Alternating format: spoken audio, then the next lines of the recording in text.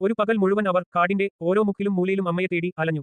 ഓരോ നിമിഷവും പ്രതീക്ഷയും നിരാശയും കൃഷ്ണനെ മാറി മാറി വേട്ടയാടി. അമ്മേ എന്നൊരു വിളി അവന്റെ തൊണ്ടയിൽ കുടുങ്ങി. കണ്ണുകൾ നിറഞ്ഞൊഴുകി. ലോകം തകർന്നു പോയതുപോലെ അവന് തോന്നി. പക്ഷേ കാട് അമ്മയെ ചേർത്തു പിടിച്ചിരുന്നു. ആനയുടെ ചിഹ്നം വിളി കേട്ട് ഒരു നിമിഷം അവർ നിന്നു. ഭയത്തിനു പകരം ഒരുതരം വാത്സല്യം അവരുടെ കണ്ണുകളിൽ നിറഞ്ഞു. അവർ ആനയുടെ തുമ്പിക്കൈയിൽ മെല്ലെ തലോടി. ആ കൂറ്റൻ രൂപങ്ങൾ ഒരു കൊച്ചുകുട്ടിയെപ്പോലെ ആ തലോടലിൽ മയങ്ങി നിന്നു. അതൊരു തുടക്കമായിരുന്നു. കാടിന്റെ ഹൃദയം അമ്മയ്ക്കായി തുറന്നു. വിശ്രമത്തിനായി അരുവിക്കരികിൽ വന്നിരുന്ന നാണിയമ്മയ്ക്ക് ചുറ്റിലും പക്ഷികൾ കൂട്ടുകൂടി. തന്റെ മകന്റെ ഓർമ്മകൾ മാഞ്ഞുപോയ ആ അമ്മയ്ക്കു കാവലായി പ്രകൃതി അവരിൽ മാന്ത്രികത തീർത്തു. രാത്രിയുടെ ഇരുട്ട് കാട്ടിൽ ഭീകരത നിറയ്ക്കുന്നതിനു പകരം അവർക്ക് വെളിച്ചമാണ് നൽകിയത്.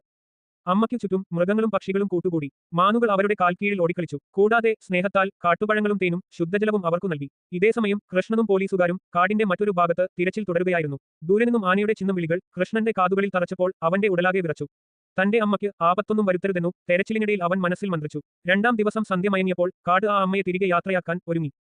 പക്ഷികൾ അവർക്കു പിന്നിൽ പറന്നു. കൂടെ ആനയും മറ്റു മൃഗങ്ങളും നാണിയമ്മയ്ക്ക് കാവലായി നടന്നു. സ്നേഹങ്ങൾ പങ്കുവെച്ചുകൊണ്ട് അവർ കാടിന്റെ ആഴങ്ങളിൽ നിന്നും പുറത്തേക്ക് വന്നു. അതേസമയം പ്രതീക്ഷയുടെ അവസാന കണികയെന്നോണം കൃഷ്ണനും പോലീസുകാരും അതേ ഭാഗത്തേക്ക് എത്തിച്ചേർന്നിരുന്നു. അകലെ കാടിന്റെ നിശബ്ദതയെ ഭേദിച്ച് അമ്മ എന്ന അവന്റെ ആഴമുള്ള വിളി ഉയർന്നു. അമ്മ അവനെ കണ്ടു. ഒരു നിമിഷം ആ കണ്ണുകളിൽ കാലം മായ്ച്ച ഓർമ്മകൾ ഒരു മിന്നൽ പോലെ തെളിഞ്ഞു. അവർ അവനിലേക്ക് ഓടി. അവൻ അമ്മയെ നെഞ്ചോട് ചേർത്ത് പിടിച്ചു. നഷ്ടപ്പെട്ട ലോകം തിരികെ കിട്ടിയതിന്റെ ആശ്വാസത്തിൽ അവന്റെ കണ്ണുകൾ നിറഞ്ഞൊഴുകി. ആ നെറ്റിയിൽ അവൻ ചുംബിച്ചു. ആനകൾ അപ്പോഴും അവർക്കു ചുറ്റും ഉണ്ടായിരുന്നു. ഒടുവിൽ ദൂരെ അവരെയും കാത്തുനിന്നിരുന്ന പക്ഷികളും മൃഗങ്ങളുമായി അവ പതിയെ കാടിന്റെ ഉള്ളിലേക്ക് മടങ്ങി.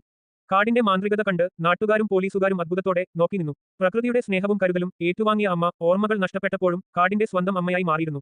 ആ രാത്രി അമ്മയും മകനും കാടിന്റെ സ്നേഹത്തിൽ പുതിഞ്ഞ് ഹൃദയങ്ങൾ കൂടുതൽ ചേർത്ത് പിടിച്ച് കുടിലിലേക്ക് മടങ്ങി.